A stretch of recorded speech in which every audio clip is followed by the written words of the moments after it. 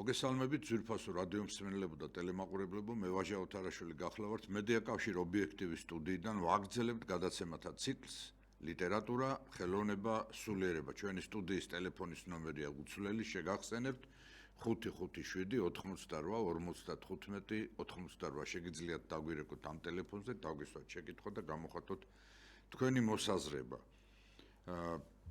დღევანდელი ჩემი გადაცემა ფრეად საინტერესო იქნება, რამე თუ ძალიან საინტერესო სტუმარი მოვიწვიე, სტუმარი, რომელიც კარგა ხანია სოციალურ ქსელში დებს თავის გამოკვლევებს ქართულ დამწერლობასთან, ქართულ კალენდართან, გრაკლიანის წარწერებთან დაკავშირებით. ფსევდონიმით საჩინო გრაკლიანი, ალბათ ბევრს წაუკითხია სოციალურ ქსელში საჩინო გრაკლიანის გამოკვლევები, მისი წერილები, სტატიები ამ კვლევებისა, მეცნიერული კვლევებისა და მე ჩავთვალე, რომ ეს არის ძალიან საინტერესო ამ კაცის კვლევები, რომელსაც რა თქმა უნდა ცალკე წიგნად სამწუხაროდ ჯერ არა გამოცემული ეს კვლევები, მაგრამ იმდენად სიახლის შემცველია და იმდენად რაღაცა გამაოგნებელია, მე ასე ტერმინსაც ვიტყოდი, რომ საჭიროა იგი ფართო საზოგადოებამ იცოდეს. ჩემი სტუმარია ელიზბარ ბზარაშვილი, მოგესალმები ელიზბარ. ელიზბარ ბზარაშვილი არის ქართლიდან, სოფელ ძალისიდან, იგი 1977 წლის 8 ოქტომბერს არის დაბადებული, დაამთავრა თბილისის მე-15 საშუალო სკოლა 1994 წელს, შემდეგ 96-2001 წლებში სწავლობდა სულხან-საბა ორბელიანის და აი დღეს რო ილიანონი ქვია, სულხან-საბა ორბელიანის პედაგოგიურ ინსტიტუტში ისტორიის ფაკულტეტზე, ისტორიკოსია იგი განხრით 2001 წლიდან დღემდე კერძო სკოლა სადუნის პედაგოგია, იქ ასწავლის აი ამ წლების განმავლობაში 20 წელზე მეტია, 23 წელია ამ სკოლის პედაგოგია და მისი სტატიები კიდე ერთხელ ვიმეორებ საჩინო გრაკლიანის ფსევდონიმით ძალიან ხშირად სოციალურ ქსელში წარმოჩინდება ხოლმე. და იმდენად უცნაური მიგნებები აქვს, რომ მართლაც განსაცვიფრებელია ეს ყველაფერი.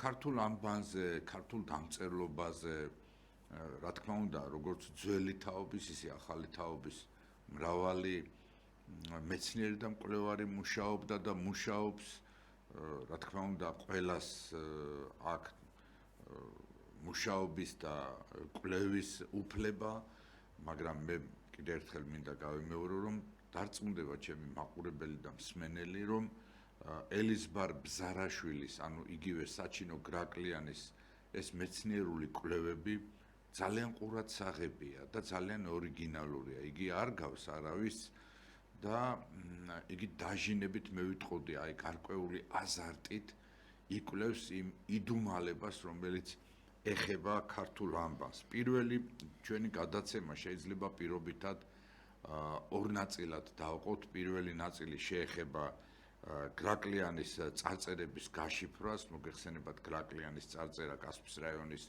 სოფელ იგოეთსა და გამდლის წყაროს შუა მდებარეობს, ხოლო მეორე უკვე ქართული კალენდრის საკითხებს შეეხება, ქართული კალენდრის. აი ეს ორი ნაწილისგან შეიძლება პირობითად დღევანდელი გადაცემა დავყოთ, რომლის თაობაზეც ისაუბრებს ბატონი ელიზბარ ბზარაშვილი და ვფიქრობ, რომ დღევანდელი გადაცემა ძალიან საინტერესო იქნება როგორც მსმენელი და მაყურებლისთვის, ასევე ზოგადად ჩვენი საზოგადოებისთვის მთლიანად.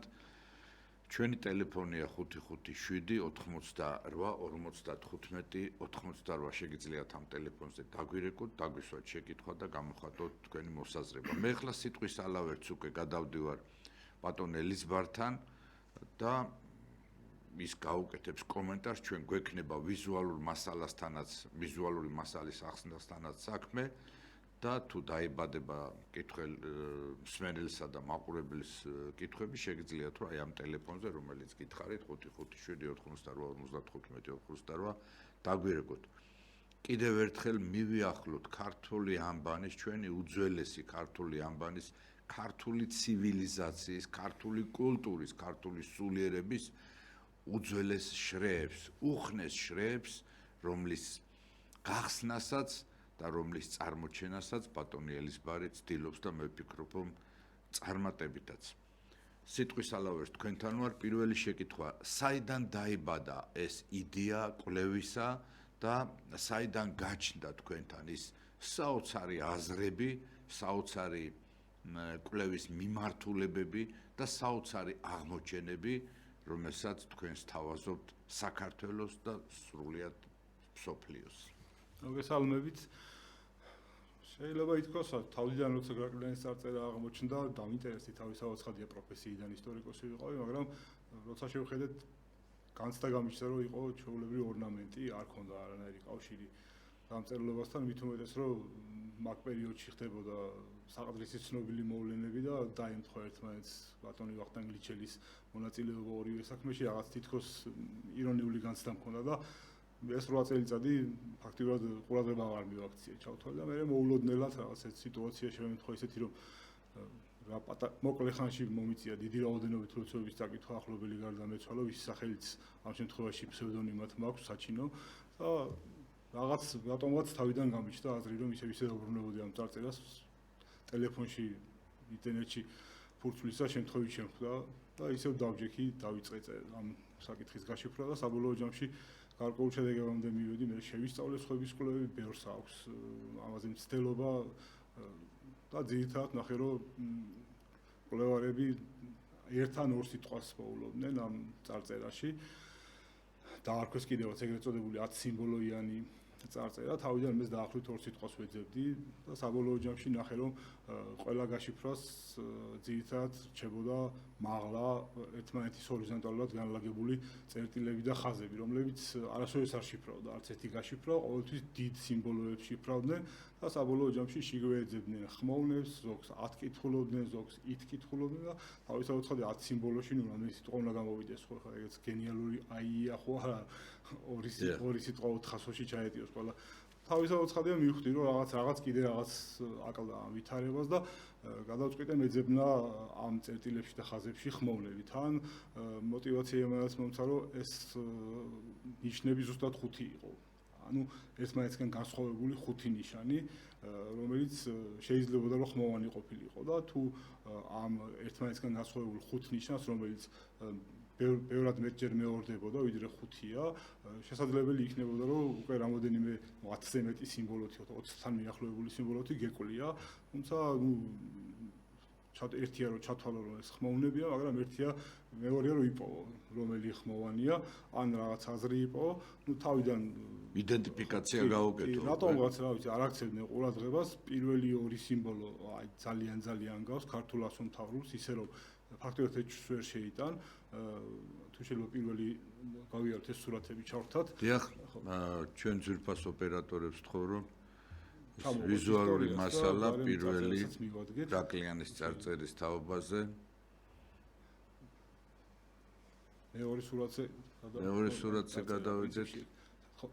კარგი, თან ესაა საერთო ხედი, ეს წარწერა აღმოჩნდა 2015 წლის ზაფხულში, ბატონი ვახტანგ ლიჩელის მეთაურობით მიმდინარე არქეოლოგიური გათხრებისას, პატარა ტაძარში, ტაძრის პატარა ოთახში, დაახლოებით 20 კვადრატულის, 18 კვადრატულის ოთახში, რომელსაც ჰქონდა საკურთხეველი და სწორედ საკურთხევლის ფილაზე იყო ეს წარწერა გაკეთებული, გარშემო იყო უამრავი ქოთანი, რომელშიც იყო ძირითადად მარცვლეული შესაწირი, ფეტვი უმთავრეს შემთხვევაში და ასევე ხორბალიც ეს წარწერა თავიდან დაათარიღეს 2007 წლით, მაგრამ შემდგომში მსოფლიოს სამმა ცნობილმა ლაბორატორიამ, ამერიკის, ნიდერლანდების და შვეიცარიის ლაბორატორიებმა დადეს ერთნაირი შედეგი ქრისტეს შობამდე 1005-950 წლები, რომლითაც დათარიღდა ეს წარწერა. დაახლოებით ესეთი ვითარება იყო ამ წარწერას ბოლოში ედგა სტელა, შავად რომ არის ჩასმული ამჟამად რკინის ჩარჩოში,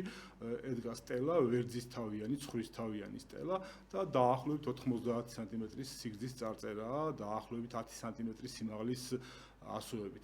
ამაზე ჩაერთნენ სხვადასხვა მკვლევარებიც, იტალიელმა არამეოლოგებმა შეისწავლეს, არამეული ენის სპეციალისტებმა, მათ თქვეს, რომ ეს არის ისეთი წარწერა, რომელიც მის დამამზადებელს დაუმზადებია ბევრჯერ, ანუ პროფესიონალის გაკეთებული წარწერაა, ეს არა ერთხელ გაკეთებული. ეს წარწერა სადღაც სახელოსნოში დაამზადეს, მოიტანეს და მიადგეს საკურთხეველს, ანუ ემჩნევა მიკერების ზოლები. წარწერა არის დამზადებული ქვიშაშერეული თიხით, გამოუწვავი თიხით, ამიტომაც ფრონადია და როცა გადახადეს და დაიწყეს ამის კვლევა, დაიწყო დაზიანება, შეუქცევადი პროცესი დაზიანების, ამჟამად ძალიან დაზიანებულია, იტალიელმა არქეოლოგებმა დააკონსერვეს და ფიქრობენ, რომ გარკვეული წებოშეული უნდა გაამყარონ, ჯერჯერობით ყოველ შემთხვევაში ცუდ დღეშია დაზიანდა. დაახლოებით ესეთი სურათი იყო. ამჟამად ეს გრაკლიანში იქ იგოეთში იმყოფება ეს წარწერა და ესე ფუჭდება, ნადგურდება? არა, დაფარეს. თავიდან გაფუჭდა რაღაც დონეზე გაფუჭდა და მე დაფარეს კონსერვაცია გაუკეთეს და ახლა ფიქრობენ რა ნივთიერება შეურიონ რომელიც წებოთი შეიძლება რომ გამყარდეს. თუმცა რამდენი ხანია რაც დაფარეს და რით ვერ მოიფიქრეს? რამოდენიმე წელია, მაგრამ ფაქტობრივად წარწერის ფაქტიურად ნახევარი მაინც გაფუჭებულია წარწერისა. რატო არ ფიქრობენ რომ უფრო სწრაფად მოახდინონ მისი კონსერვაცია, გამაგრება მე უფრო სწორად გამოთორე. რაღაც მომენტში უცბად გაფუჭდა, რაღაც მომენტში ეტყობა მზის და წვიმის ზემოქმედება, ახლა გადახურულიც არის, მაგრამ ნუ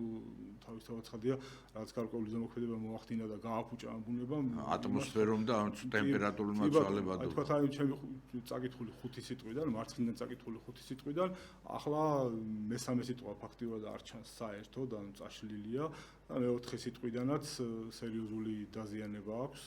ნახევარი დაახლოებით გაფუჭებული. და რატო არ ფიქრობენ ჩვენი მეცნიერები, ის ხალხი, ვისაც ხელეწიფება ეს, რომ გადაარჩინონ ეს წარწერა, კაცო? ესეც ხო ის არ არის, რა ქვია, გელათის ტაძარი, რომ წვიმა ჩამოდის და ნადგურდება, ხო, ფრესკებია რა. ანუ ნადგურდება ეს უნიკალური წარწერა, რომელიც როგორც თქვენ ბრძანეთ, ქრისტემდე 1500 წლით ადრეა კი ბატონო, ვერ გეტყვით რაღაცები მიდგომა აქვს ბატონო ვაჟა ამ საკითხისადმი. თავიდან თითქოს დაიწყეს ლაპარაკი, რომ ქართული წარწერა უნდა ყოფილიყო, თქვათ იგივე ბატონი რამაზ პატალიძე იყო მისული, მაშინ მოხუცებული იყო და თქვა რომ დარწმუნებული ვარ, რომ ეს არამეული, იმიტომ რომ არამეული მარჯვნიდან იკითხება და ასოები ისეა ხოლმე შედგენილი, რომ მარჯვნიდან მარცხნივ წაიკითხო და თქვა რომ ეს ტექსტი შედგენილი, რომ მარცხნიდან უნდა წაიკითხო და ქართული იქნება და თქვა რომ 100-ო მეცნო და მე სხვა დროს ვიტყვიო ამასოსო ორ გადაცემაში მოусმინე მე მგონი თქვენთანაც ბრძანდებოდა ობიექტივში ჩემთანაც იყო ხო და მე ბოლოს ისე გარდაიცვალა რომ ის ერთი ასო რომელიც ეცნო და ამოიცნო ვერ თქვა მაგრამ დარწმუნებული იყო რომ წარწერა იქნებოდა აუცილებლად ქართული და ასომთავრული მარცხნიდან წასაკითხი ამ შემთხვევაში ხო საბოლოო ჯამში ეს სტელას დაზიანებულია გატეხილია ვერძის თავით მომძვრალია მაგრამ ესე შეკრული აღადგინეს ამ შემდგომი სურათი თუ შეიძლება ჩავთვალოთ შემდგომი სურათი ვაჩვენოთ ხო ესაა საერთო ხედი საკურთხევლით რომელსაც ხო არ გავადიდოთ ტელეკრანზე ხო არ ვაჩვენოთ კი ბატონო ესაა ერთ-ერთი ყველაზე კარგი სურათი რაც მე სოციალურ ქსელებში საერთოდ ვიპოვე და რაც შეიძლებოდა რომ გეპოვნა თითქმის დაუზიანებელია საიდანაც წავიკითხე თუმცა იმდენად დაზიანებულია მაინც გარკვეული დეტალები რომ რამოდენიმე სურათის გამოყენება გჭირდება მაინც სურათის დეტალების რომ რაღაც საბოლოო სახე უპოვო და აღადგინო აქაც უკვე დაზიანებულია აი ეს მარცხენა მხარეს ჩამოტეხილი რო ვადოს ეგეც უკვე მოტეხილი აქვს, მაგრამ საბოლოო ჯამში აი შუა ნაწილი რომელიც ახლა განადგურებულია, ფაქტიურად ყველაზე კარგად, ერთ-ერთი ყველაზე კარგად ამ სურათშია. ესა 2015 წლის ზაფხულის სურათი ერთ-ერთი ტელეკომპანიისა, რომელიც უცბად შემხვდა ინტერნეტ სივრცეში და გავაჩერე და ამოვიღე.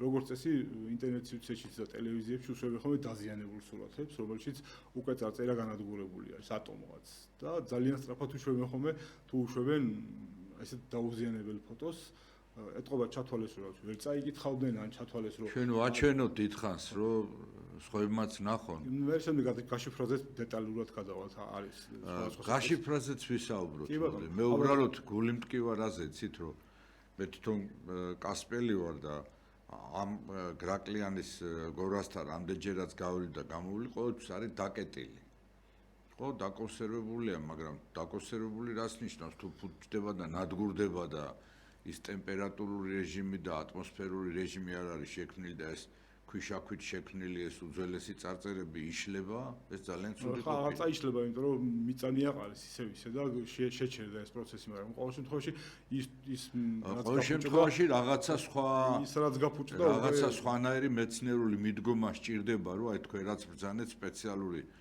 ისეთი ცემენტი თუ ხსნარი, რომელიც გაამაგრებს ამ ყველაფერს და ამ უნიკალურ აღმოჩენას უფრო და ისე იმ ფორმაში რომ დააბრუნო, ფორმაში, საწყის ფორმაში დააბრუნოს. თუმცა მიმართულება ქონათ ესეთი რომ თითქოს არანეული იყო ეს წარწერა და ბოლოს ეს წარწერა აშკარად ასომთავრულია და ბოლოს როცა დაზიანდა, გარკვეული ასოები დაემსგავსა არამეულს თავის. ბატონი რამაზ პატარიძე ძალიან დიდი მეცნიერი იყო და ის არ შეცდებოდა, მან ძალიან ბევრი საგულისხმო ჯერ კიდე 80-იან წლებში მისი ქართული ასომთავრული იყო მოწმენდილ ცაზე ქართული მეცნიერების და მეხის გავარდნას გავდა მისი წიგნის გამოსვლა. მით უმეტეს რომ ახლა გადამუშავებული რედაქცია უნდა გამოიშვება და ის კიდევ უკეთესი იქნებოდა, იმიტომ რომ გარკვეული რაც მისი აზრით გამორჩა და შეიძლება შეეცოთ თქვა ჰემატრია არ იყო 80-იან წლებში მაშინ და დაამატებდა და უკეთესი იქნებოდა, ვერ მოასწრო ბატონმა რამაზმა, მე მგონი ბატონ ალიკო ცინცაძეს და ბატონ რამაზ პატარიძეს ერთად უნდა გამოეშვათ ეს წიგნი თავიდან გადამუშავებული ვერსია ქართული ასომთავრული და ვეღარ მოასწრო. ნუ ერთ სიტყვით ესეთი სიტუაცია არის დაზიანდა და ახლაც იკვლევენ არამეოლოგები, იტალიის უდინეს უნივერსიტეტის არამეოლოგი ცნობილი სოფლიოში ცნობილი მარიო ფალესი, ახლაც როგორც არამეულ წარწერას ესე იკვლევს და უნდა რომ წაიკითხოს როგორც არამეული.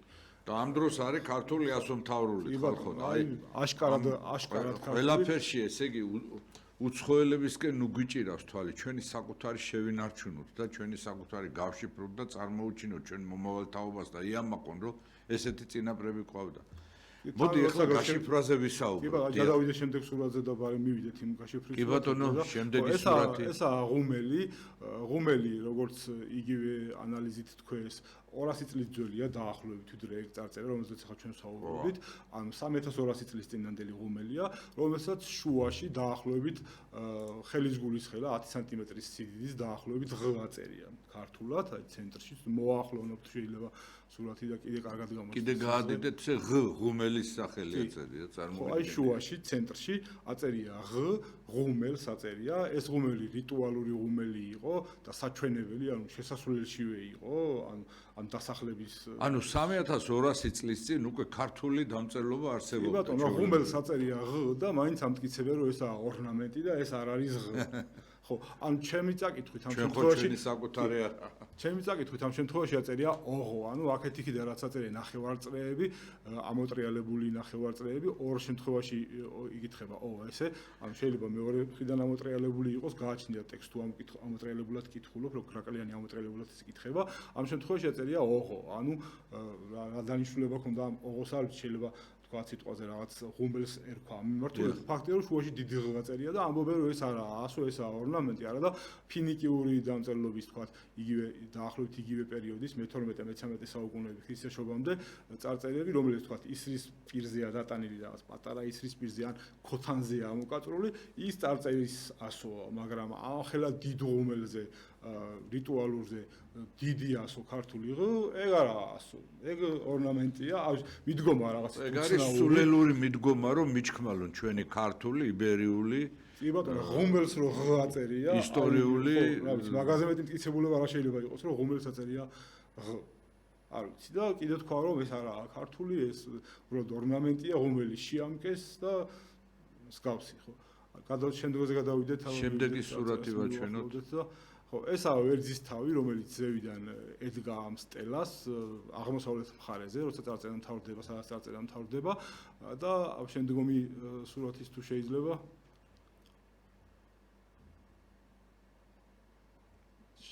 ხო ესაა თვითონ სტელა რომელსაც ზევიდან ედგა ვერძის თავის გამოსახულება ჩვენი კვლევით რასაც მე ვიკვლევ ამ წარწერას მასზე არის გამოსახული 4 ზოდიაქო და მე ვთვლი რომ ეს ზოდიაქოები არის დაახლოებით ისეთ როგორც შუამდინარეთში იყო ქართულ სამყაროს ჰქონდა მზის და მთვარის თაყვანისცემა ანუ ორივეს ერთად ცემდა თაყვანს მთვარე უზენაესი ღმერთი იყო და მზე უზენაესი ქალღმერთი არსებობს დედამიწიდან დანახული მზის გზა ანუ სინამდვილეში დედამიწა რო ბრუნავს მზის გარშემო ეს რასიფტყეზე ბრუნავს ეკლიპტიკა ქვია და არსებობს ასევე მთვარის გზაც მთვარეს ეს უკვე იცოდნენ იმ ძველ ქართველები ხო აი არის თქვენ დაუგდით მთვარეს განსხვავებული გზა აქვს სხვადასხვა ზოდიაქოებში ხდება ხოლმე ვიდრე მზე ანუ 5.1 1 გრადუსით არის საშუალო ცხოველობა მთვარის და მზის გზას შორის და მთვარე შეიძლება ავიდეს სხვა მაღალ თანავარსკვლავედებში, სადაც მზე ვერ ადის დედამიწიდან მაყურებელისათვის, ან ჩამოვიდეს ისეთ დაბალ თანავარსკვლავედებში, რომლებშიც მზე ვერ ჩამოდის. ამიტომაც თუ გინდა რომ ერთად იყოს მთვარის და მზის გზა, თანამედროვე ზოდიაქური სარტყელი არ გამოდგება, იმიტომ რომ მთვარე უფრო მაღლაც ადის და უფრო დაბლას ჩამოდის და თქვა ძველ შუამდინარეთში იგივე შუმერების ზოდიაქური სარტყელი უფრო მაღალი ზოდიაქ თანავარსკვლავედები იყო, რომელშიც ორივე გადიოდა ერთად, მზეც და მთვარეც და აი დაახლოებით ესეთი 4 თანავარსკვლავედი არის. ეს წარწერა ვიტყვი და აღნიშნავ, ეს წარწერა არის ახალი წლის წარწერა, ჩემი აზრით, ჩემი შემდგომი კვლევებითაც როცა მე ვიკვლევდი უკვე კალენდარს, იყო ამაზე რამას პატარიძეც მიუთითებდა, ბატონი რამას პატარიძე, რომ წესით უნდა ყოფილიყო გაზაფხულის ბუნიობას, ახალი წელი დაწყებული ყველა შემთხვევაში და ჩვენი კვლევებითაც ეგრე გამოვიდა, რომ დაახლოებით 1 აპრილს უნდა ყოფილიყო გაზაფხულის ბუნიობა და 3 დღე უნდა ყოფილიყო მერე ნასესხები და 4 აპრილს უნდა დაწყებულიყო ახალი წელი. ანუ ეს ნასესხების თემაც ტყუილად არაა შემონახული ჩვენში, ჩვენს ცნობიერებაში ათასწლეულების მანძილზე კალენდარული მახასიათებელი იყო ეს ნასესხებიც, რომ ზამთარს აეღო 3 დღე ზაფხულისაგან. ამ შემთხვევაში ახალი წლის წარწერა, როგორც გითხარით, გაზაფხულის ბუნიობისა, იმიტომ რომ ეს სიტუაცია, რა სიტუაციაც ამ სტელაზე არის გამოსახული, არის მთვარე, ახალი მთვარე და ახალი მთვარე მხოლოდ ჩნდება საღამოთი მზის ჩასვლის მერე დაახლოებით გაზაფხულზე 8 საათიდან დაახლოებით როცა მზე ჩავა, თქვათ 1 აპრილისათვის და დაახლოებით 4 საათი ჩანს და მერე იმალება ახალი მთვარე. მერე ნელ-ნელა უფრო უმატებს, ყოველ შემდგომ დღეს უფრო მეტი ხანი ჩანს და საბოლოო ჯამში ივსება, სავსე მთვარე ხდება. ამ შემთხვევაში, ხო, ეს სურათი ასახავს სავსე ნამგალა მთვარის, ანუ ახალი მთვარის ისეთ სიტუაციას, როცა შვილდოსნის ზოდიაქო შემოდის დაახლოებით 8 საათზე ცაზე, მერე თანამედროვე გაგებით რომ თქვათ, ონთე ზოდიაქოები რა თქმა უნდა მაღალია, მერე მოყვება თხის რქის ზოდიაქო, ანუ სახო ბრუნავს, ან დედამიწა ბრუნავს ცის მიმართ, მერე თხის რქის ზოდიაქო, მერე თანამედროვე თევზების ზოდიაქო და ასევე მერწყულის თევზების და ბოლოს ზედრომ ადგას ვერძისთავი, ეს ვერძისთავი ტყუილად არ ადგას, ვერძისთავი გარდა იმისა, რომ ვერძის ეპოქა იყო, მაშინ ანუ 1000 წლიანი ეპოქა ვერძისა, რომელიც იესო ქრისტეს შობის დროს დამთავრდა და თევზების ზოდიაქო დაიწყო, ვერძის ამ შემთხვევაში წმინდა ცხოველი იყო და ძალიან ბევრგან გვხვდება ქრისტეს შობამდე 2000 წლიდან დაწყებული ქრისტეს შობამდე ვერძი, მათ შორის იგივე ოქროსაწმისიც არაა ტყუილად ვერძის ტყავი, გამერთებული ცხოველი იყო. ვერძი გარდა მაგისა, რომ მიზნობრიობით ადგას და ასევე ადგას ვერძის ზოდიაქოს მიზნობრიობითაც. ანუ უბრალოდ რომ დაეხატათ, როცა მოტრიალდებოდა, უკვე ვერძის ზოდიაქო უნდა შემოსულიყო კიდევ, მაგრამ რადგანაც ვერძის ზოდიაქოს შემოსulis დროს მთვარე აღარ ჩანს, უკვე დაიმალა, უბრალოდ მიუთითეს, რომ ვერძიც უნდა შემოსულიყო, ქანდაკებად დაადგეს, მაგრამ როგორც გითხარით, მთვარე აღარ იქნებოდა, როცა ვერძის ზოდიაქოს შემოსვლას იწყებს, ძველ რუკებზე მაქვს გადამოწმებულია კომპიუტერულ რუკებზე, როცა ვერძის ზოდიაქოს შემოსვლას იწყებს, მაგ დროს უკვე მთვარე ცაზე აღარ არის. ანუ იმალება დაახლოებით 12 საათისათვის იწყებს ვერძის ზოდიაქოს შემოსვლას და აი ეს 5 ზოდიაქო ჩანს ამ ცის რუკაზე და თუ ჩავთვლით, რომ ყუროს ზოდიაქოც უეჭველად იყო ძველ დროში, იმიტომ რომ იგივე ამირანის მითი, ყუროს ზოდიაქოს მითია, სადაც იგი ხარის და მოზრის და დეკეულის ფასში ყოფნისას განაერთო და 2/3 ღმერთი გახდა. 5 ზოდიაქოა ფაქტიურად, ანუ 4 ხატია, 1 ადგას და ნუ ყურო იგულისხმება, რომ როცა ვერძი გაივლიდა, მე ყუროს ზოდიაქო უნდა შემოვიდეს ცაზე. ანუ ამ შემთხვევაში რა თქმა უნდა ყველა მაღალი ზოდიაქოებია, რომ მთვარემ და მზემ გაიაროს ერთად, ანუ საერთო ცის გზა ქონდეს, ანუ საერთო ეკლიპტიკა ქონდეს. ამას ეძღვნება მთლიანად ეს წარწერა, უცნაური მთვარე გაჩნდა, ესეთი მთვარე, ანუ თასის ფორმის მთვარე, ზურგზე მწოლი მთვარე, რომელსაც მაღლა აქვს ესე აშვერილი ბოლოები, ძველ შუამდინარეთშიც გაღმერთებული იყო და როცა ღმერთებს გამოსახავდნენ ხოლმე, ყოველთვის ეგეთი მთვარე, ან თასის ფორმის მთვარე, ნამგალა მთვარე ხანდაც გამოსახული და ჩვენთანაც გაღმერთებული იყო და უცნაური ფორმის მთვარე რახან იყო, თან უცნაურად წარწერის ძირითადი იდეა მიეძღვნა მას და შიგ წერია ზუსტად ამ წარწერაში, რომ მთვარე არის ესეთ უცნაური ფორმისა და ხელახლა დაიბადა და არ ელოდებოდნენ ეს უცნაური ფორმის დაიბადება და ისევ ეგეთი მთვარე, ანუ ზურგზე მთვარე დაიბადა. ასევე ამ წარწერას აქვს ჰემატრია, ანუ მარცხნიდან წაკითხვისას და მარჯვნიდან წაკითხვისას, რომელიც იძლევა ასევე მთვარის დახასიათებას, ზურგზე მდგომი მთვარის დახასიათებას, ანუ აღწერილია ეგეთი პროცესი, თქვა მთვარე რომ არის ზურგზე და ზევიდან რომ ადგას თქვათ ამ ბანი, ანუ ცისავით გარკვეული და გავდავიდეთ შემდეგზე და წარწერაზე მივალთ იმაზე უფრო ზუსტად ვილაპარაკეთ ბატონო. კი ბატონო. შემდგომი თუ შეიძლება? შემდგომი სურათ დიახ. ხო, ეს უკვე ხო როგორც დავიწყე, გაშიფრვა არის. პირველი ასო, ანუ ამ შემთხვევაში წითლად მაქვს მითითებული ჩარჩო და თეთრად მაქვს მითითებული ასოები.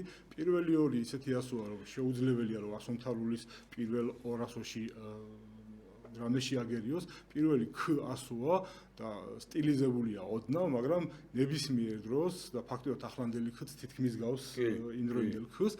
მეორე ასო არის იოტა, ასომთავრულის იოტა, ანუ შემოკლებული ი და წავიკითხე პირველი ორი ასო და გამოვიდა კი, ან მოკვეცილი ი. ამ შემთხვევაში კი იყო შუმერული მიწის ქალღმერთი და რადგანაც თქვა იგივე ვახტანგლიჩელის ბატონი ვახტანგლიჩელის იგივე ბატონი გიევკაშილოვაც ამტკიცებდნენ რომ ეს იქნებოდა დიდი დედისადმი მიძღვნილი ტაძარი, რადგანაც იყო მარცვლეული შესაწირი.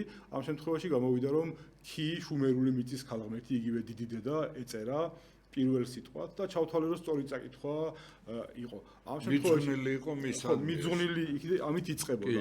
მე ჩავთვალე რომ მისი ქმარი უნდა ყოფილიყო თუ შუმერულ ვარიანტს გავყვებოდით ცის ღმერთი ანი და შემდგომი წაკითხვები ჩამოშლის ვკითხულობდი თავიდან არ ქონდა კარგი ფოტოები ის მზესავით გადაღაბნილი და ვფიქრობდი რომ ამაში სიმბოლო ეწერა უკვე ღმერთისა შუმერული რომელიც დაახლოებით გადაღაბნილი ფორმა აქვს მზის გასხივებული მზის ფორმა აქვს და დინგი რქვია მაგრამ ბოლოს როცა მივედი იქამდე რომ ეს არაა სწორი წაკითხვა და ამას კიდევ ხმოვნები უნდა ქონდეს იგივე ხაზები მაღლა საბოლოო ჯამში ეს იდეა გამოურიცხე და დავიწყე უფრო კარგი ფოტოების ძებნა რომელშიც იქნებოდა დაუზიანებელი და ბოლოს როგორც გითხარით შემხვდა ის დასაწყისში რომ ვაჩვენეთ როიტერის ფოტოა 2015 წლის საფხულისა რომელიც თითქმის დაუზიანებელი წარწერა იყო რომელშიც აღარ იყო შუა ნაწილი მზესავით გასხივებული და ეგიდეა რომ შუაში შუამდინარული სიმბოლო იყო გამოირიცხა. ანუ 200 წავიკითხეთ ამ შემთხვევაში როგორც ძველ მსოფლიოში იყო ხოლმე საერთოდ ტრადიციულად ღმერთების და მეფეების რომლებიც ასევე გაღმერთებულები იყვნენ ხოლმე ბევრ ქვეყანაში იგივე ფარაონების სახელებს სწავლდნენ ხოლმე ჩარჩოში. თქვათ იგივე ჟან-ფრანსუა შამპოლიონმაც ისე მოახერხა ეგვიპტური იეროგლიფების წაკითხვა რომ ჩარჩოში იჯდა კლეოპატრას სახელი ეგვიპტის დედოფალისა და პტოლემეიოსისა ბერძნულათაც და ეგვიპტურათაც და ამითი საშუალება მიეცა რამოდენიმე იეროგლიფი წაეკითხათ. ანუ ეს ჩვეულებრივი დამახასიათებელი იყო, ტრადიცია იყო ძველ მსოფლიოში რომ ღვთაების ან მეფის სახელი ჩაგესვა ჩარჩოში და რადგანაც ორივე მხრიდან ჰქონდა ჩარჩო ამ სახელს, ჩავთვალე რომ გამართული წაკითხვა, ქალღმერთი ეწერა და ორივე მხრიდან ჰქონდა ჩარჩო. და პირველი წაკითხვა სწორი იყო. თუმცა, როცა მივედი ხმოვნების განმარტებამდე, რადგანაც კი უკვე ეწერა, ბოლო ასო წესით ქართული გრამატიკით იოტა ბოლოში უნდა მჯდარიყო და ი ჯერ ი უნდა ყოფილიყო, მაგრამ ჩავთვალე რომ ის მოკლე ხაზი წითელი ზევით რომელიც არის, ცოტა თუ მოვაახლოვეთ კიდევ უკეთესი ტელემაყურებელი კი ნახავს, მაგრამ ხო, ბოლოში წითელი მარჯვენა მხარეს მაღლა თეთრი მოკლე ხაზი რო არის, ეგეც უნდა ყოფილიყო ი ჩავთვალეთ, იმიტომ რომ კი ი უნდა გამოსულიყო, ანუ ამ წარწერას აქვს თავისი მიზნობრიობა, ეს წარწერა იმიტომაა შექმნილი რომ 4 მხრიდან წაიკითხოს ანუ მარცხნიდან, მარჯვნიდან და რომ გადმოვატრიალებ კიდე მეორე მხრიდან მარცხნიდან და მარჯვნიდან, ასევე აქვს როგორც გითხარით, მარცხნიდან და მარჯვნიდან წაკითხვას ჰემატრია, შესაბამისად იმან გარკვეული რიცხვები უნდა მოქცეს, ეს რიცხვები გარკვეულ ასტრონომიულ შინაარსსაც იძლევა და შესაძლებელია გარკვეულ დამახინჯებებზეც წავიდეს ავტორი, რომ საბოლოო ჯამში იდეა ან ჰემატრია გამართლდეს, რიცხვები დაუჯდეს სწორი და მე ამის მიხედვით გარკვეული ინფორმაცია გადმოქცეს. თქვათ მარცვლები იყო სწორი, რომ მე მთვარეზე ჰემატრიული დახასიათება მოქცეს. ამიტომაც ეს იძლეოდა 59-ს კი ჰემატრიულად, რაც გარკვეულ აზრს ქმნის აი ამ წარწერისათვის, როცა მე დაიწყებ მის მარცვლებად ჰემატრიულად დაშლას. და ჩავთვალე რომ წერია კი და ის მოკლე ხაზი, ჰორიზონტალური ხაზი, რომელიც მაღლა იყო მითითებული, არის ი. და ნუ ერთი ხმოვანი ჩემი აზრით ესე გავშიფრე. აბა შემდგომში თუ შეიძლება გადავიდეთ შემდგომ. ხო, შემდგომში შემხვდა აშკარად 200 ასომთავრულისა, რომლის უგულებელყოფა შეუძლებელი იყო. ეს არის ძ და ეს არის ჰ ძს ერთადერთი მარჯვენა მხარეს პატარა ჩამოწეული აკლია რომ ასომთავრულის ძ იყოს, ანუ ზუსტად იმეორებს კოპიო ძ არის ასომთავრულისა და მარჯვნივ პლუსივით რო არის ერთი მარცხენა მხარე რო კლეგა ჰ. ჰ არის ანუ ჰ მერვე ძველ ქართულში სავარაუდოდ ხ არ იყო და ჰეს ამბობდნენ, მერვე ასონიშანი იყო დღესდღეობით ამოღებული ელია ჭავჭავაძის მიერ და 200 გამოვიდა. ანუ ძ და ჰ. რადგანაც ის ერთი მოკლე ხაზი მქონდა უკვე ით, ამ 200-ს შეუსაბამე რომ გრძელი ჰორიზონტალური ხაზი უნდა ყოფილიყო ე. შუაში რაც არის ეგ ი უკვე მქონდა გაშიფრული და გამოვიდა ეძი ჰ. ანუ გარკვეული შინაარსის მართალია ეს არა ლიტერატურული ქართულის, მაგრამ გაითვალისწინეთ რომ ეს წარწერა არის ყველაზე ძველ ქართულ წარწერაზე, იერუსალიმურ წარწერაზე 1500 წლით კიდევ ძველი. თავისთავად ცხადია იერუსალიმის წარწერა 1500 წლისა, 1600-ისა უკვე და ესეც კიდევ პლუს 1500-ის და ამ 1600 წელიწადში რაც ჩვენ დამწერლობას შეგვიძლია თვალი მივადევნოთ, არამც თუ ასომთავრული, არამედ ასომთავრულიდან განვითარდა ხუცური და ხუცურიდან განვითარდა მხედრული. და თუ ამ 1600 წელში სამი დამწერლობა მივიღეთ, თავისთავად ცხადია წინა შემთხვევაშიც გარკვეული ცვლილება 1500 წლის შემთხვევაშიც გარკვეული ცვლილება ექნებოდა. ხო, აქედან გამომდინარე, ეძიჰე 3000 წლის წინანდელი ქართულისთვის ჩავთვალე რომ ეს იქნებოდა უკვე როგორც ეძიე, ანუ ძებნა, ანუ კი ეძიჰე, ანუ კი იგივე მიწაა შუმერში. ამ შემთხვევაში გამოვიდა რომ მიწა ან მიწის ქალღმერთი ეძიე, რაღაც გარკვეული აზრი შეიძინა და ბოლოში დამჭა კიდევ ერთი ხაზი ჰორიზონტალური, რომელიც უნდა ყოფილიყო კიდევ ერთი ხმოვანი და რადგანაც შემდგომ სხვა სიტყვებშიც გამიმეორდა იგივე ხმოვანი, ყველას ჰქონდა ჩამოსმული ბოლოში ვერტიკალური ხაზი, ჩავთვალე რომ ეს უნდა ყოფილიყო ჟღერადობისთვის ერთი და იგივე ხმოვნით დამთავრებული, ანუ ორი ხმოვანი იყო, უნდა ყოფილიყო ან ა, ან ო ან უ. ნუ ეძიჰო აღარ გამოდიოდა ისეთი და თავისთავად ცხადია, ერთადერთი რაც მოუხდებოდა სიტყვას, ეძიჰეუ გამოვიდა უ ხშირ შემთხვევაში ძველ ქართულში ვუსაც ანაცვლებდა ხოლმე და დღევანდელ ქართულში რაც არის ვუთი სიტყვები, თქვათ მტკვარი, ძველ ქართულში მტკვარი იყო და ნუ უ ამ შემთხვევაში როგორც ზემოქმედების გამაძლიერებელი რითმასავით, რიტმივით ეჯდა ამ სიტყვას ბოლოში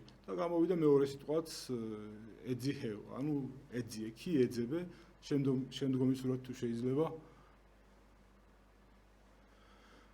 ხო, აი ამ ადგილას ძალიან რთული ადგილია, საერთოდ ეს წარწერა არის ლიგატურული, ანუ ერთმანეთში არის ჩახატული ასოები ისე რომ ყველა მსურველმა ვერ წაიკითხოს, ან საიდუმლოებებს ფარავს გარკვეულს ასტრონომიულს და ამიტომაც ერთმანეთში ზის ასოები და აი ამ კონკრეტულ ადგილას 300 წერია ერთმანეთში. ეს ადგილი არის ასევე ჰ წეღარას თქვით და უ.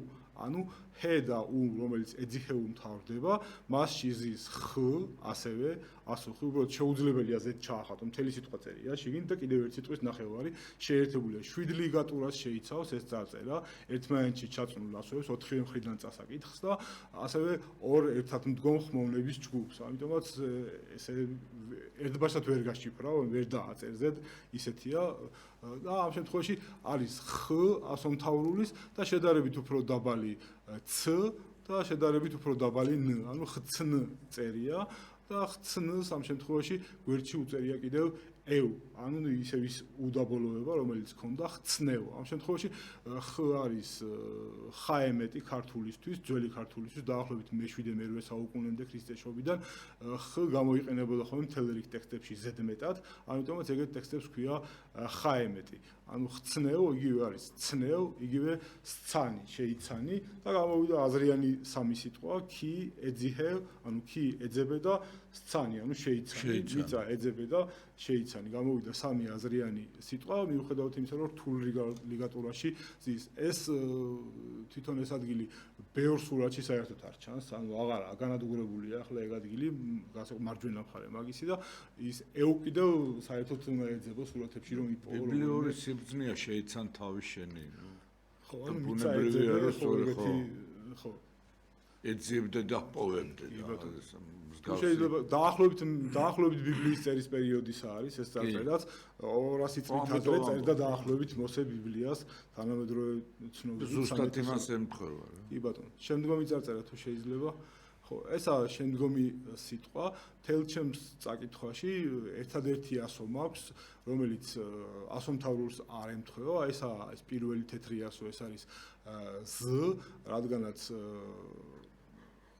ზ ერთადერთი ადიშის 4 თავში არის რომ წელშეუკრავია ან დაბლა არაა შეკრული მაგრამ ადიშის 4 თავს აქვს მორკალური თავი ადიშის 4 თავის ზს ამ შემთხვევაში არანაირი აზრი არ მომცა სხვა არც ერთმა ასომ გარდა ზსი ამ შემთხვევაში ზ არის ჩახატული შავ წერტილში ანუ შავი წერტილი ჩავთვალე რომ იყო ა ამ წარწერებში ანუ წერტილოვან ხაზოვანი მგლოვანი დავარქვი რადგანაც წერტილები და ხაზებია ხმოვნებად გამოყენებული ა ზ მე ნახევარწრე როგორც დასაწყისში ღუმელთან თქვი ამ შემთხვევაში მუცლით დაბლა და იმ შემთხვევაში ღუმლის შემთხვევაში მუცლით მაღლა რომ ამოატრიალებს წარწერას ამ შემთხვევაში ამოატრიალებული გამოდის არის ო რ არის აშკარად ასომთავრულის რა ეს კლასიკური რ რომელსაც ვერაფრით ვერ შეედავები რომ რ არაა ჩვეულებრივი ჩვენამდე მოხდეული ასომთავრულიც ეგეთი რ არის პირველი იგივე იერუსალიმის რ გვერდზე უწერია მაღლა შავად ისე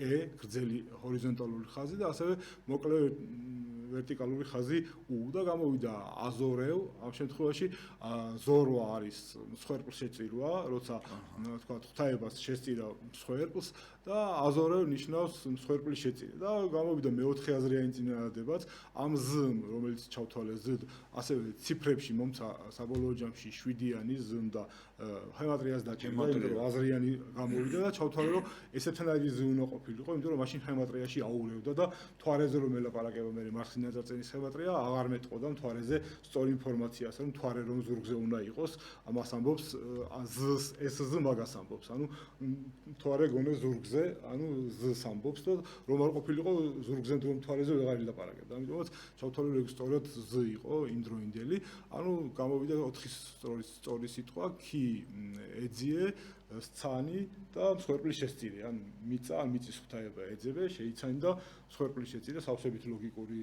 აბსოლუტურად ლოგიკური გარშემოც არის როგორც გითხარით უამრავი ქოთანი ეხლა ის სურათი არ მაქვს დადებული მაგრამ აი ათობით ქოთანია რომელშიც არის როგორც გითხარით ფეტვი და ხორბალი შეწირული მიწის ქალღმერთისადმი ან პატარა ოთახში როგორც გითხარით დაახლოებით 3/6-ზე ოთახში შემდგომი სურათი თუ შეიძლება ესეთი საოცარი მიგნება აქვს ბატონ ელიზბარს შემდგომი არის ბოლო მეხუთე სიტყვა მარცხნიდან წაკითხვისა ამ შემთხვევაში მართალია ცოტათი მიბრეცილია ჰე მაგრამ ბოლო ნაწილი სადაც დაწეულია ამ წარწერისა ზედ ამ წარწერას ჰქონდა დაახლოებით 2 მეტრის სიმაღლის მიწა დაყრილი 3000 წლის მანძილზე 2500 წლის მანძილზე მაინც დაახლოებით 2 მეტრა მიწა არის დაახლოებით 4 ტონა წონა მაგ ფილაზე რომელზეც ეგ წერია და თავისთავად ცხადია 1 კვადრატულ მეტრზე რა 4 ტონა აწובה რთული ასატანია დაიბრიცა და მიუხედავად ამისა ჰეს ჩაწერა ჰემერვეს ჩაწერა მასში შეიძლება აქ ასევე არის მეორე ასოთ სწორი ხაზი რომელიც გვერდით ამორკალვით განსხვავდება ასომთავრული და მხედრული S-საგან და რადგანაც საბოლოო ჯამში ამბანი უნდა ყოფილიყო რაღაცა აზრის შემცველი ცნებებიდან წარმოქმნილი თითოეული ასო ჩავთვალე რომ S უნდა უძველეს ხანაში ყოფილიყო სწორის აღნიშნული ჩვეულებრივ სწორი S-ი უნდა დაწყებულიყო როგორც სწორი და უნდა ყოფილიყო S და ამ შემთხვევაში ჰეს და გვერდზე ისე ქონდა ორი ცნობილი ასო E გრძელი ჰორიზონტალური ხაზი და ვერტიკალური ხაზი U ანუ ჰესევ არის ძველ ქართულად ესევდი სასოება გქონდეს იმედი გქონდეს და ანუ ამ შემთხვევაში S მან ძველ ქართულად როგორ არის ჰესევ ხო ჩვენამდე მოღწეული ბიბლიის იმედი გქონდეს ჩვეულებრივ არის ანუ საესავი ხო არის უფალს ესევ ხო კი ესეთ ძველი ქართული ჩვენამდე მოღწეული ძველი ქართული ტერმინიც არის კი ბატონო და საბოლოო ჯამში გამოვიდა კიდევ ერთი აზრიანი სიტყვა რომელიც საბოლოოდ შეკრა წარწერა კი ანუ მიწა ეძებე შეიცანი მსხვერპლის შეწირე და იმედი გქონდეს ნუ საბოლოო ჯამში თლიანი ფორმულა გამოვიდა მორწმუნისა რა უნდა გააკეთოს რაც ამ შემთხვევაში S-საც ამართლებს, ასევე S გაამართლა ჰემატრიულმა აზრმაც, იმიტომ რომ იქ ზუსტად ის რიცხვი უნდა ყოფილიყო, ანუ 20, რაც S-ს ახასიათებს ქართულ ასომთავრულ ამბანში და გამოვიდა ესეთი აზრიანი მარცხნიდან წარწერა. ნუ თანდათანობით მე აღმოვაჩინე, რომ თურმე მარჯვნიდანაც შეიძლება წაიკითხო. თქვათ იგივე რახან ეს სურათია გაჩერებული, დღეს მარჯვნიდან წაკითხვაზე აღარ გადავალ, მაგრამ რახან ეს სურათია გაჩერებული, უღმა წავიკითხოთ, აგერ ბატონო ვაჟა, U-ი მთავრდება, ხო? U-S-H, ანუ U-S-H ამ შემთხვევაში S U ზედმეტია, S-H არის იგივე S-ე, ანუ S. და ესე იწყება. ან შეიძლება დაიწყო U-S, ანუ S-U, ან U მოაცილო, რადგანაც ჰემატრიული საჭიროება და მარჯვნიდან იკითხება უკვე თლიანი წინადადება, კიდევ 5 სიტყვიანი სხვა სიტყვებით და ამიტომაც უკვე იწყება S, ანუ S-ე, U-S-H, ანუ S რაღაცას მიგითითებს კიდევ და მიყვება მე საბოლოო ჯამში წარწერა, რომელიც გეუბნება მარჯვნიდან წარწერა, რომ კიდევ ამ ტექსტში, ანუ ამ წარწერაში საინტერესო აზრი და კიდევ გამოდის, რომ ჩვენ წინაპრებს, ქართველებს, იბერიელებს ჯერ კიდევ 3500 წლის წინ ქონდათ უკვე თავისი ანბანი, თან გამართული ჰემატრით, ანუ იგივე რიცხვის მნიშვნელობით და იგივე ნომრით, რაც იყო ასომთავრულით და ყველაფრით და ესე იგი ამ ანბანით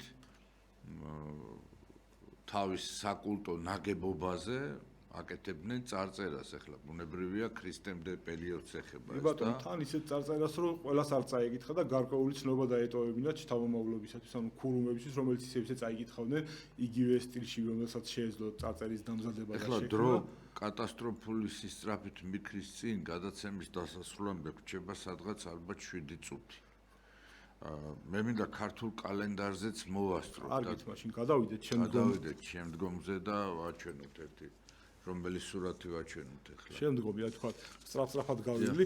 ხო, იგივე ბატონი რამაზ პატარიძე, როცა აღმოვაჩინა ეს ყველაზე ზუსტი, სოფლიოში ყველაზე ზუსტი ერთწამიანი ცდომილების წელიწადში კალენდარი, მზის უძრავი კალენდარი, მან თქვა, რომ ესეთი ფიგურალურად ამბობდა ხოლმე, რომ 100,000 წელი ჭირდება ქართულ კალენდარსო, რომ ერთი დღე ჩამოურჩესო დედამიწის ბუნებრივ დროსთან. თანამედროვე კალენდარს, გრიგორიანულ კალენდარს 128 წელი ჭირდება და 128 წელიწადში ასწორებენ ხოლმე და საბოლოო ჯამში რა დიდი წინაპრები ყავდა, რომ აი ამ ხელა ფუნდამენტალური მეცნიერული სიზუსტით აკეთებდნენ. აი ნახეთ, ასეთ ურთულესი მათემატიკები იქნება, ხარ სურათებსაც ვაჩვენებთ და რადგანაც ფიგურალური იყო, ეს იბერია დამაინტერესა. იბერია ბატონ ალიკოცინცაძეს აქვს მრავალხრივ გაშიფრული, აქვს 128 იბერიას ჰემატრია რიცხმნიშნელობით და 47 იგივე მზის გადახრის კუთხე აქვს რიგითობით და ეს ორი უკვე სერიოზული დატვირთვა იბერიისთვის,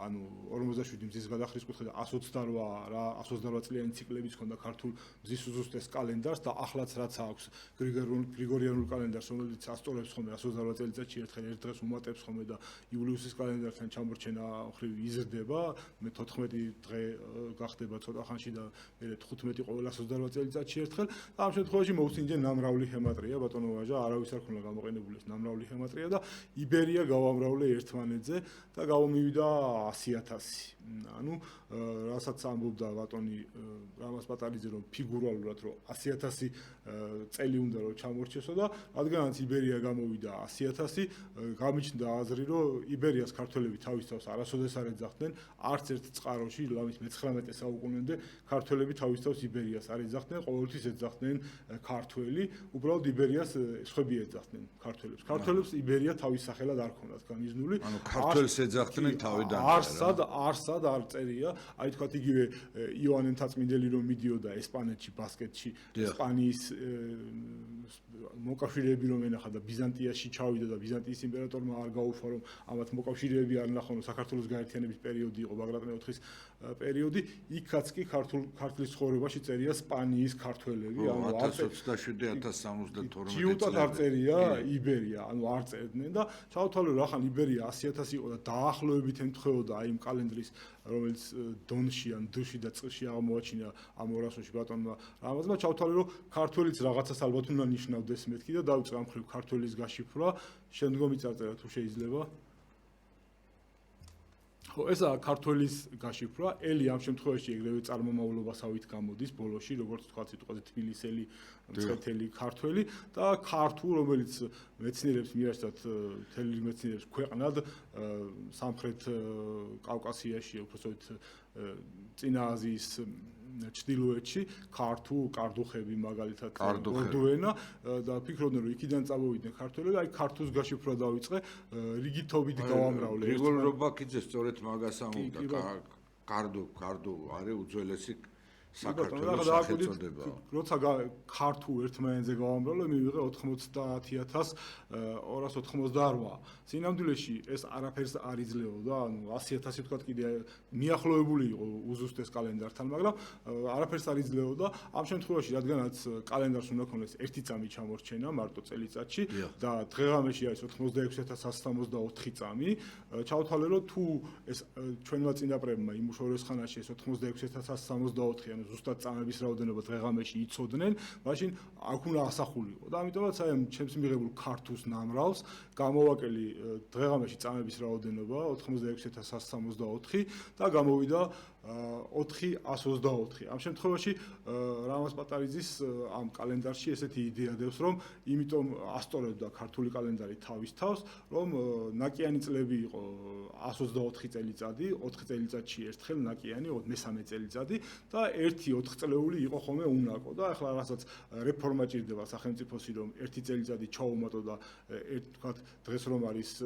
26 რიცხვი, გამოტოვა 26-27-ად გაათენო, იმიტომ რომ უნდა დაიწყოს ახალი სწორი კალენდარი. ამ შემთხვევაში, როცა 128 წლის ბოლოს 1-4 წლეულს გააკეთებდი უნაკოს, თავის თავს ასწორებდა ეს კალენდარი, ანუ აღარ ჭირდებოდა ჩასწორება. ანუ ფორმულა ესეთი ამ კალენდრისა, ალგორითმი უბრალოდ 4,124. ანუ 124 წელში უნდა ჩაასწორო 31 წელი 4 წლეული ნაკიანი წლით და ბოლო 4 წლეულის ჩასწორება არ ჭირდება. საბოლოო ჯამში ქართული გამოვიდა ზუსტად ეგ, ანუ 86,164 წამი და ნარჩენი არის 4,124, რაც მიუთითებს, რომ 4 წელი არ უნდა იყოს ნაკიანი და 124 წელი უნდა იყოს ნაკიანი. ანუ გამოვიდა კალენდრის ფორმულა. ამ შემთხვევაში ძველ ქართულ წყაროებში ქართუჰელიც მოიხსენიება, შემორჩენილია ქართუჰელიც და რადგანაც ჩემი კვლევებით ჩავთვალე, რომ უშუალო წარსულში, როცა მზის გადახრის კუთხე იყო 48, ანუ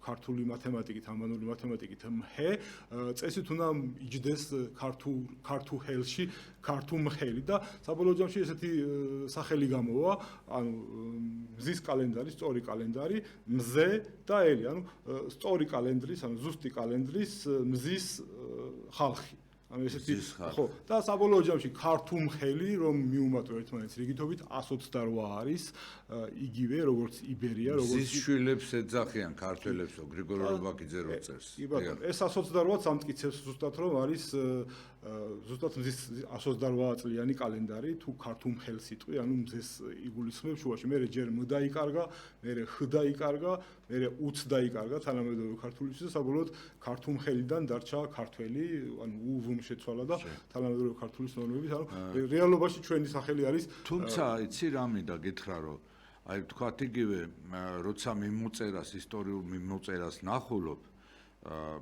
პორტუგალიის და ესპანეთის მეფეები თავის თავს დასავლეთ იბერიის მეფეებად თვლიან და ეძახიან. პორტუგალიის ისტორია დღეს თამაშია, მინდა გამარჯვება უსურვო ჩვენებს, პირდაპირ იწყება მათი ისტორია, რომ და ესე იგი მეფეება და დედოფლებად მოყავდათ აღმოსავლეთ იბერიის ხალხი აქ.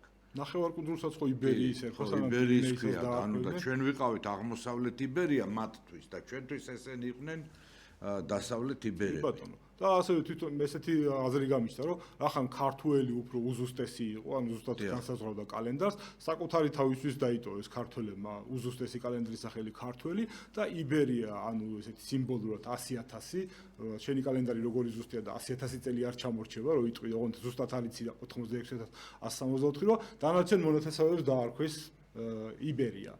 ანუ 100,000 და საბოლოო ჯამში როცა ეს ცოდნა დაიკარგა ან თქვათ რომაელებმა არ იცოდნენ ამ ბერძნებმა ჩვენვე დაგვარქვეს მე იბერია და ჩვენ ჯიუდათ მაინც არ საკუთარ თავს არ ვეძახდით იბერიას, მაინც ვეძახდით ქართულს. იგივენაირი სქემაა, თუ შეიძლება ერთიც გადავახტნოთ, ერთი სურათიც.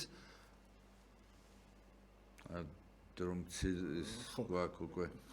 იგივეა ქართლი, ზოგადად ქართლი უნდა ჩასვა ფორმულაში. ანუ ამ შემთხვევაში U გვაკლდება ქართლზე და თუ L-ს მიუმატებ, ან 12-ს მიუმატებ I-ს ანუ 10-ს, იგივე U გამოდის და ჩვეულებრივ თუ გავამრავლებ, ჩვეულებრივ იგივე 90288 გამოდის და ანუ ამ შემთხვევაში ქართლი და ქართუელი ერთი და იგივე კალენდრის ფორმულებია. ქართლის ტომები. ხო, იმიტომაც დაერქვა ქვეყანას ქართლი და მოსახლეს დაერქვა არა ქართლელი, არამედ დაერქვა ქართუელი, იმიტომ რომ შინაარსით ქართლი და ქართუელი იყო ერთმანეთის ტოლი და განსაზღვრავდა, გაშიფრავდა კალენდარს. ეს კიდე უფრო მეტად ამყარებს იმას, რომ ყველა ჩვენი ტომი, მეგრელები, სვანები, კი, მათაც ეხებოდათ ეს ქართული თავისთავად ცხადია, αλλά ქართლელები, კახელები ეს ყველა იყო ერთიანი საქართველოს შემადგენელი ნაწილი, ყველა. ჩემი გადაცემა სამწუხაროდ დამთავრდა, ჩემი ძვირფასი სტუმარი იყო საოცარი მკვლევარი ელიზბარ ბზარაშვილი, მე იმედი მაქვს რომ ამ კაცს კიდე მოვიწვევ და კიდე მრავალ საინტერესო თავის აღმოჩენას შემოგთავაზებთ. უშუალოდ კალენდარზე რომ ვერასწრებ. მომავალში აუცილებლად წიგნად გამოიცეს თავისი ეს მეცნიერული კვლევები, რამე თუ დღეს ბევრია დოქტორი, მაგრამ მკვლევარი, ჭეშმარიტი მკვლევარი თითზე ჩამოსათვლელია და ეს კაცი გასაფრთხილებელია, მე ვფიქრობ და ყურადღება მისაქცევია და იქნებ გამოჩნდეს სპონსორი, რომ აი ამ ისტორიკოს გამოუცეს ეს აღმოჩენები, რომელიც ქართველი ერისთვის არის უძვირფასესი. ზოგიერთი ამ ფულს ორ შესვლაზე ხარჯავს რესტორანში თუ ერთ შესვლაზე და ამიტომ ჯობია რომ ეს წიგნად გამოვიდეს როგორც ქართულ ისე უცხო ენებზე. მე კი ჩვენ ნაკრებს გამარჯვებას უსურვებ დღეს პორტუგალიას ხვდებით 11 საათზე ეს მატჩი დანიშნული და ღმერთი შეეწიოს ქართველებს და ქართველობას. დიდი მადლობა ყურადღებისათვის, მომავალ შეხვედრამდე ჩემო ქართველებო.